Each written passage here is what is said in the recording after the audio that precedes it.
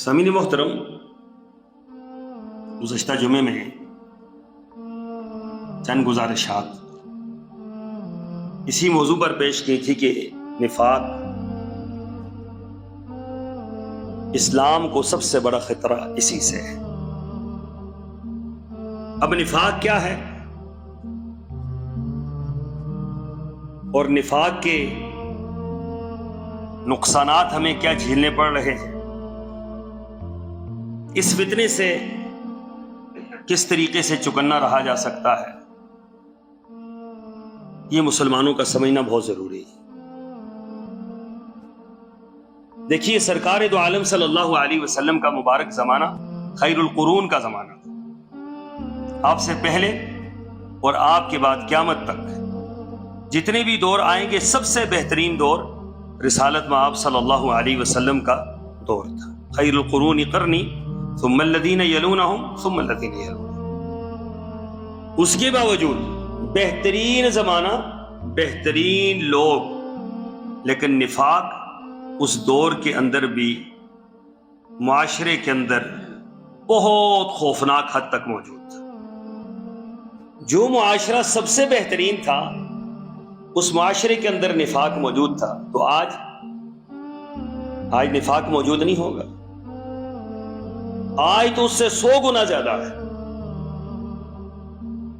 اس کے رنگ بدل گئے ہیں، انداز بدل گئے ہیں، روپ بدل گئے ہیں، لیکن نفاق اپنی جگہ پر پنپ رہا ہے، چل رہا ہے اور اپنا سر دکھا رہا ہے۔ ہم یہ سمجھتے ہیں کہ نفاق شاید اس کو کہا جاتا ہے کہ کسی کے چہرے پر یہاں پر لکھا ہوگا یہ منافق ہے۔ ایسا تو نہیں،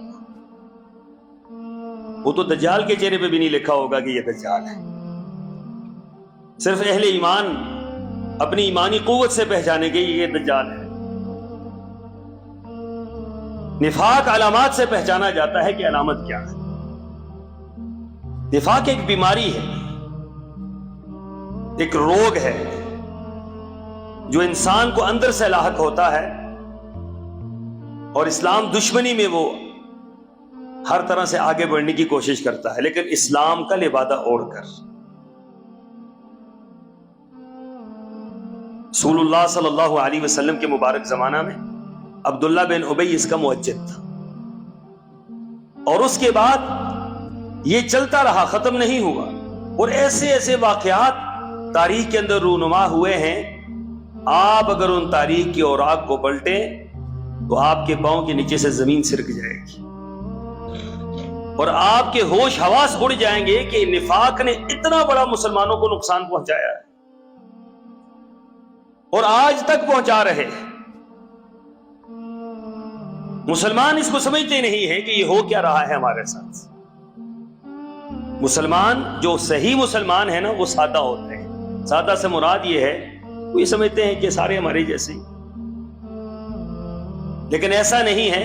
زمانے کے اندر اسلام دشمن بھی موجود ہیں، یہود و نصارہ بھی موجود ہیں جو آپ کے کھلے دشمن ہیں، اور آپ کی صفوں کے اندر آستین کے سانپ وہ بھی موجود ہیں۔ قرآن پاک نے ان کا تذکرہ خود بیان فرمایا سورہ بقرہ میں، وَإِذَا لَقُوا الَّذِينَ آمَنُوا قَالُوا آمَنَّا۔ ایمان والوں سے ملتے ہیں تو یہ کہتے ہیں ہم ایمان لے آئے، ہم تو مسلمان ہیں۔ کبھی یہ نہیں کہیں گے، بلکہ آپ سے اچھے مسلمان ہونے کا دعویٰ کریں گے وہ۔ ایسا نہیں ہے کہ آپ بظاہر ان کو دیکھ کر ہی پہچان جائیں کہ یہ منافق ہے، ایسا تو یہی تو کام مشکل ہے، اور یہی کام سمجھنے والا ہے۔ وَإِذَا لَقُوا الَّذِينَ آمَنُوا قَالُوا آمَنَّا۔ ہم ایمان والوں سے ملتے ہیں، کہتے ہیں ہم ایمان والے۔ وَإِذَا خَلَوْا إِلَىٰ شَيَاطِينِهِمْ قَالُوا إِنَّا مَعَكُمْ إِنَّمَا نَحْنُ مُسْتَهْزِئُونَ۔ جب وہ اپنے کفار سے ملتے ہیں تو پھر کیا کہتے ہیں؟ ہم تو تمہارے ساتھ ہیں، ہم ان سے مذاق کر رہے تھے۔ اللہ یستہزئ بہم ویمدہم فی طغیانہم یعمہون۔ فرمایا اللہ ان کے ساتھ مذاق کرے گا کل قیامت کے دن۔ ویمدہم فی طغیانہم یعمہون، اللہ نے انہیں ڈھیل دے رکھی ہے۔ یہ مسئلہ ہے بنیادی طور پر۔ ویمدہم، اللہ نے ان کو دنیا میں ڈھیل دے رکھی ہے، کرو جو کرنا ہے۔ اللہ چاہتا تو سرکار دو عالم صلی اللہ علیہ وسلم کے مبارک زمانہ میں منافقین کے نام لے لے کر ان کو بتلایا جا سکتا تھا اور ان کو قتل کیا جا سکتا تھا. کیا ایسے ممکن نہیں تھا؟ اللہ کو نہیں پتا تھا کہ منافق کون ہے؟ اللہ کے رسول کو نہیں پتا تھا منافق کون ہے؟ یہ اسلام کی بڑی حکمت ہے اور اللہ کا امر ہے، اہل ایمان کی آزمائش ہے، قیامت تک کے لیے آزمائش ہے کہ جس طریقے سے اللہ نے شیطان تو رکھا ہے لیکن شیطان نظر نہیں آتا. بھئی شیطان اگر نظر آ جائے آپ شیطان کی بات مانیں گے؟ سوال ہی پیدا نہیں ہوتا. شیطان روپ بدلتا ہے، رنگ بدلتا ہے، بزرگوں کے روپ میں، پیروں کے روپ میں، فقیروں کے روپ میں، بڑے بڑے گدی نشینوں کے روپ میں وہ آ کر لوگوں کو گمراہ کرتا ہے. اسی لیے تو لوگ گمراہ ہوتے ہیں. لوگوں کا قصور ظاہر تو یہی ہے نا کہ کتاب و سنت کو چھوڑا ہے اور پیروں فقیروں کو اپنا لیا ہے، تو راستہ تو یہی خطرناک ہے. اب وہ اگر اپنی اصلی صورت میں آ جائے تو سوال ہی پیدا نہیں تو آپ اس کی بات مان لیں. آپ تو پہچان جائیں گے یہ شیطان ہے. لیکن اللہ نے ہماری آزمائش اس کے اندر رکھ دی. اسی طریقے سے اہل ایمان کے لیے اللہ نے یہ جو منافقین ہیں اللہ نے آزمائش رکھ دی. یہ آپ کے ساتھ ساتھ رہیں گے، نمازیں آپ کے ساتھ پڑھیں گے، روزے آپ کے ساتھ رکھیں گے، صدقہ خیرات آپ کے ساتھ کریں گے، حج آپ کے ساتھ کریں گے، سب کچھ آپ کے ساتھ ہو. لیکن وَيَمُدُّهُمْ فرمایا اللہ نے انہیں ڈھیل دے رکھی. فِي طُغْيَانِهِمْ يَعْمَهُونَ یہ گمراہی میں بھٹکتے پھریں گے، انہیں راستہ نہیں ملے. أُولَٰئِكَ الَّذِينَ اشْتَرَوُا الضَّلَالَةَ بِالْهُدَىٰ أُولَٰئِكَ الَّذِينَ اشْتَرَوُا الضَّلَالَةَ بِالْهُدَىٰ یہ وہ لوگ ہیں جنہوں نے ہدایت کے بدلے میں گمراہی کو خرید لیا ہے، خیر کے بدلے میں شر کو خرید لیا ہے، سرور کونین کی محبت کے بدلے میں دنیا کی محبت کو خرید لیا ہے، اسلام کی محبت کے بدلے میں انہوں نے دنیا کے مفادات کو ترجیح دی. فما ربحت تجارتهم وما كانوا مهتدين فرمایا یہ جو تجارت انہوں نے کی ہے یہ تجارت ان کو کسی صورت میں یہ فائدہ مند تجارت نہیں ہے، یہ تو بڑی گھٹیا تجارت ہے. انہوں نے تو یہ اس لیے کام کیا تھا کہ ہمیں دنیا ملے گی، مسلمانوں کے پاس آئیں گے ہم تمہارے ساتھ ہیں، یہاں سے مال بٹور لیا، یہاں سے عزت حاصل کر لی، یہاں سے عہدے لے لیے. کفار کے پاس گئے، انہیں جا کر کہا ہم تمہارے ساتھ ہیں، وہاں سے پیسہ لیا، وہاں سے عزت حاصل کر لی، وہاں سے دنیاوی مفاد حاصل کر لیا. یہی منافق کا طرز عمل ہے. مذبذبین بین ذالک لا الہ ہؤلاء ولا الہ ہؤلاء یہ دونوں کے درمیان لٹکا ہوا ہے، نہ ادھر ہے نہ ادھر ہے. اس لیے اللہ تعالیٰ نے قرآن پاک میں سورہ منافقون میں جو الفاظ ارشاد فرمائے آپ دیکھیے. قرآن پاک جب منافقین کے بارے میں تذکرہ کرتا ہے قرآن کا انداز جلالی ہو جاتا ہے. انداز دیکھیے کہ اس طرح قرآن پاک نے کسی کو مخاطب نہیں کیا جس طریقے سے منافقین کو مخاطب کیا جا رہا ہے. اذا جاءک المنافقون قالوا نشهد انک لرسول اللہ منافق آتے ہیں کہتے ہیں ہم گواہی دیتے ہیں آپ اللہ کے رسول ہیں. کوئی آ کر آپ کے سامنے یہ کہہ سکتا ہے کہ ہم نہیں مانتے اللہ کے رسول کو؟ اگر وہ یہ کہے گا تو لا محالہ آپ اس کو دشمن سمجھیں گے اسلام کا، دین کا. منافق وہ اس بات کا سب سے زیادہ دعویٰ کرتا ہے کہ ہم اللہ کے رسول کو مانتے ہیں، ہم اللہ کو مانتے ہیں، اللہ کے رسول کو مانتے ہیں.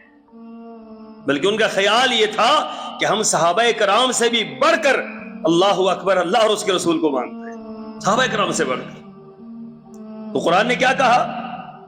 واللہ یعلم انک لرسول اے محمد صلی اللہ علیہ وسلم اللہ جانتا ہے آپ اللہ کے رسول ہیں، اللہ کو پتا ہے آپ اللہ کے رسول ہیں. واللہ یشہد ان المنافقین لکاذبون لیکن اللہ اس بات کی گواہی دیتا ہے کہ یہ منافقین کیا ہے؟ جھوٹے ہیں، یہ کذاب ہیں، یہ جھوٹے ہیں. قرآن پاک کا انداز آپ دیکھیے. واللہ یشہد ان المنافقین اللہ گواہی دیتا ہے، اللہ یہ بات کہتا ہے. اہل ایمان کو چکنا رہنا چاہیے کہ منافق کیا ہوتا ہے؟ جھوٹا ہوتا ہے. منافق کا کوئی سر پاؤ نہیں ہوتا. منافق جو کہتا ہے وہ ہوتا نہیں، جو ہوتا ہے وہ بتلاتا نہیں. منافق کا ظاہر کچھ اور ہوتا ہے، باطن کچھ اور ہوتا ہے. نظر کچھ اور آتا ہے کواکب کچھ نظر آتے ہیں، کچھ ہے نظر کچھ آ رہا ہے. تو نفاق کا مسئلہ ہی یہی ہے کہ منافق سب سے بڑا دعوے دار ہوتا ہے کہ ہم اللہ کے رسول کو مانتے ہیں. تو فرمایا واللہ یشہد ان المنافقین لکاذبون، اللہ گواہی دیتا ہے اس بات کی کہ منافق ہی جھوٹے ہیں۔ اتخذوا ایمانہم جنتا، انہوں نے اپنی جو قسمیں ہیں نا، یہ قسمیں اٹھا کر بھی کہتے ہیں ہم اللہ کو مانتے ہیں، ہم اللہ کے رسول کو مانتے ہیں، ہم ان کے ساتھ ہیں، ہم دین اسلام کے لیے مخلص ہیں، اللہ نے فرمایا ان کی قسموں پر یقین نہ کرو۔ فصدوا عن سبیل اللہ، یہ قسمیں اس لیے اٹھاتے ہیں تاکہ لوگوں کو کیا کریں، سادہ لوہ مسلمانوں کو گمراہ کریں۔ کتنے دعوے دار آپ کو ملیں گے ہم یہ فلسطین کے مسلمانوں کے ساتھ ہیں، یہ آپ کا جو الفاظ آپ کے ساتھ ہیں یہ الفاظ بھی آپ کے ساتھ نہیں۔ اتنی افسوسناک بات یہ ہے کہ سب کچھ دنیا کی چیزیں موجود ہوں، آج شاید مسلمان جتنی بڑی تعداد میں ہے دنیا کے اندر اتنے کبھی دنیا کے اندر نہیں ہوں گے، آج جتنی پاور میں ہیں اتنے کبھی پاور میں نہیں ہوں گے۔ آج مسلمانوں کی 52 ممالک ہیں، 57 ممالک ہیں مسلمانوں کے، اور 57 ممالک ہونے کے باوجود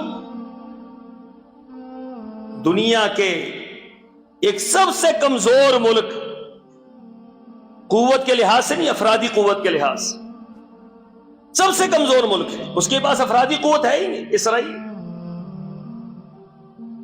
اتنے مسلمان ہیں لیکن کیا ہے، خش و خاشاک کی طرح، جھاگ کی طرح ہے، گرتے ہوئے پتوں کی طرح ہے، خزاں کے پتوں کی طرح ہے۔ نہ مسلمان و حکمران کسی کام کے اور نہ ہی عوام کسی کام کی، صرف دعوے کرتے ہیں کہ ہم ان کے ساتھ۔ یہ کیا دعویٰ ہے؟ یہ دعوے جھوٹے ہیں، آپ کے دعوے ان کو مروا رہے ہیں، آپ کے دعوے ان کو غلط فہمی میں مبتلا کر رہے ہیں۔ آپ جو یہ بات کہتے ہیں آپ آگے بڑھے ہم آپ کے ساتھ ہیں، آپ وہ آگے بڑھ گئے، آپ کہاں ساتھ ہیں؟ یہ جملہ آپ کہتے ہیں نا، جمہوری معاشرے کے اندر یہ جملہ ہے، قدم بڑھاؤ ہم تمہارے ساتھ۔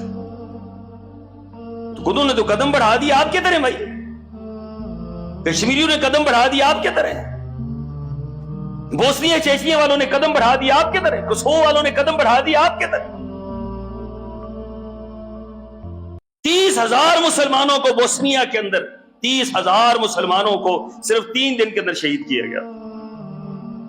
ساری دنیا کے مسلمان ایسے ہی تھے، سارے یہ دعویٰ کر رہے تھے، سارے یہ باتیں کر رہے تھے کہ ہم تکڑے مسلمان ہیں۔ ترکی کی باتیں سنیں تو باتیں ختم نہیں ہوتی، ایران کی سنیں تو دنیا حیران رہ جاتی ہے، سعودی عرب کی سنیں تو بندہ حیران رہ جاتا ہے، لیکن نتیجہ کیا ہے؟ نتیجہ صفر۔ تو یہ وہ روگ ہے جو مسلمانوں کو لگ گیا ہے، یہ بیماری ہے بنیادی طور پر نفاق کی بیماری۔ اس نفاق کی بیماری نے ہمیں کسی کام کا نہیں چھوڑا، ہمیں اب سمجھ ہی نہیں آتی ہماری صفوں کے اندر نفاق موجود ہے۔ بڑے بڑے لوگ جو مسلمانوں کے لیڈر ہیں ان کی تنخواہیں امریکہ سے، یہود و نصارہ سے آتی ہیں، لیڈر مسلمانوں کے بنے ہوئے ہیں، تنخواہیں وہاں سے آ رہی، نمخوار ان کے بڑے ہوئے وہاں کے ہیں، لیڈری ہمارے اوپر ہو رہی، آتے وہاں سے ہے، وزیر اعظم یہاں کے بنتے۔ کبھی آپ نے سوچا ہے یہ نفاق ہے ہمارے اوپر لیکن لوگ ان کے ہیں؟ تو نتیجہ کیا نکلنا ہے؟ نتیجہ یہی نکلنا ہے ہم تمہارے ساتھ، نتیجہ یہی نکلنا ہے۔ اخلاقی الفاظ آپ دیکھیے، الفاظ کیا ہے؟ یہ الفاظ، اللہ اکبر، ان الفاظ سے زمین کانپ گئی ہوگی اور آسمان ہل گیا ہوگا اپنی جگہ سے۔ ہم آپ کے اخلاقی، سفارتی، پتہ نہیں آگے کیا، سیاسی حمایت جاری رکھیں۔ وہ مر رہے ہیں، ان پر بموں کی برسات ہو رہی ہے اور بچے ان کے ہزاروں کی تعداد میں شہید ہو گئے، اسپتال ان کے گر گئے، سب کچھ ختم ہو گیا، مسلمان ہیں، لیکن یہاں سے کیا ہے؟ سفارتی، اخلاقی، سیاسی حمایت ہم جاری رکھیں گے۔ کیا بات ہے، کیا جملہ ہے جی! سوچیے نفاق کس کو کہتے ہیں آپ؟ منافقت آپ کس کو کہیں گے؟ یہی ہے منافقت، اور کیا ہے منافقت؟ یہی ہے وہ چیز جس نے مسلمانوں کو ڈبو دیا، جس نے اسلام کو اور اہل ایمان کو کمزور کیا۔ یہ بظاہر مسلمان ہیں لیکن یہ مسلمان نہیں، یاد رکھیں۔ یہ فتویٰ کسی پر اس انداز سے نہیں لگا رہا کہ میں ڈٹ کسی کہوں کہ یہ مسلمان نہیں، ایسا نہیں، میرے بس کی بات نہیں۔ نہ نفاق ظاہر ہے کہ میں کہوں اللہ کے رسول صلی اللہ علیہ وسلم نے یہ کام نہیں کیا، صحابہ نے یہ نہیں کیا، ہم کیسے کر سکتے ہیں؟ لیکن جو علامات نظر آتی ہیں، جو حالات نظر آتے ہیں، جو الفاظ نظر آتے ہیں، جو عمل اور کردار نظر آتا ہے، وہ یہی ہے کہ اس وقت مسلمان زیادہ تر نفاق کی طرف جا رہے ہیں، ان کو معاملہ خراب ہو رہا ہے، ایمان کا معاملہ خراب ہو رہا ہے۔ تو رسول اللہ صلی اللہ علیہ وسلم کے مبارک زمانہ سے یہ جو مرض چلا ہے، آج بھی یہ مرض موجود ہے اور قیامت تک یہ مرض چلے گا۔ قرآن نے فرمایا ذالک بانہم کفروا ثم کفروا ذالک بانہم آمنوا ثم کفروا فطبع علی قلوبہم فہم لا یفقہون۔ یہ وہ لوگ ہیں جو ایمان لا کر جنہوں نے کفر اختیار کیا ہے، لا الہ الا اللہ پڑھنے کے بعد ہی کافر ہوئے، فطبع علی قلوبہم، اللہ نے ان کے دلوں پر مہر لگا دی، فہم لا یفقہون۔ اب جتنی مرضی ہے آپ نصیحت کریں، واعظ کریں، رسول اللہ کا واعظ ہو اور سامنے بیٹھے ہوئے ہوں، جب رسول اللہ کا واعظ سمجھ نہ آئے، آپ کو اور ہمارا سمجھ آئے گا، آپ کی اور ہماری باتیں سمجھ آئیں گی۔ جن کو رسول اللہ کا واعظ سمجھ نہ آیا ہو، سرور کونین کی باتیں جن کو سمجھ نہ آئی ہو، صحابہ کرام کا طرز عمل سمجھ نہ آیا ہو، ان کا ایمان اور قربانیاں نہ سمجھ آئی ہوں، آپ کو اور ہماری باتیں سمجھ آئیں گی؟ یہ نہیں ہو سکتا۔ صحابہ کرام کا طرز عمل کیا تھا؟ ان یقولوا سمعنا واطعنا، کہ اللہ کے رسول صلی اللہ علیہ وسلم کوئی بات کہتے، صحابہ کرام کیا کرتے؟ ان یقولوا سمعنا واطعنا، ان کا وظیفہ یہ تھا، ان کا طرز عمل یہ تھا، ان کی بات یہ تھی، ان کا انداز یہ تھا، کیا؟ ان یقولوا سمعنا واطعنا، اے محمد صلی اللہ علیہ وسلم آپ نے جو فرمایا ہم نے سن لیا، ہم اس کی اطاعت کر رہے ہیں۔ یہ وظیفہ تھا ان کا، یہ طرز عمل تھا ان کا۔ رات ہے کہ دن ہے، صبح ہے کہ شام ہے، جنگ ہے کہ امن ہے، عرب ہے کہ عجم ہے، کہیں نکلنا ہے یا نہیں نکلنا، مال دینا ہے یا نہیں دینا، جان دینی ہے نہیں دینی، ہجرت کرنی ہے نہیں کرنی، ایک ایک بات پر سرور کونین نے فرمایا، اور صحابہ کرام نے کسی ایک صحابی نے انکار نہیں کیا، اللہ کے رسول ہم کر نہیں سکتے۔ اور ادھر سے منافق، جب ان سے کہا جاتا ہے وَإِذَا قِيلَ لَهُمْ تَعَالَوْا إِلَىٰ مَا أَنزَلَ اللَّهُ وَإِلَى الرَّسُولِ، جب انہیں کہا جاتا ہے آؤ اس چیز کی طرف جو اللہ اور اس کے رسول نے اتاری ہے، تو کیا کرتے ہیں؟ رَأَيْتَ الْمُنَافِقِينَ يَصُدُّونَ عَنْكَ صُدُودًا، تو ایک دوسرے کو اشارہ کر کے کہتے ہیں بھائی یہاں سے نکلو، حالات خراب ہو گئے، اب یہاں عمل کرنا پڑے گا۔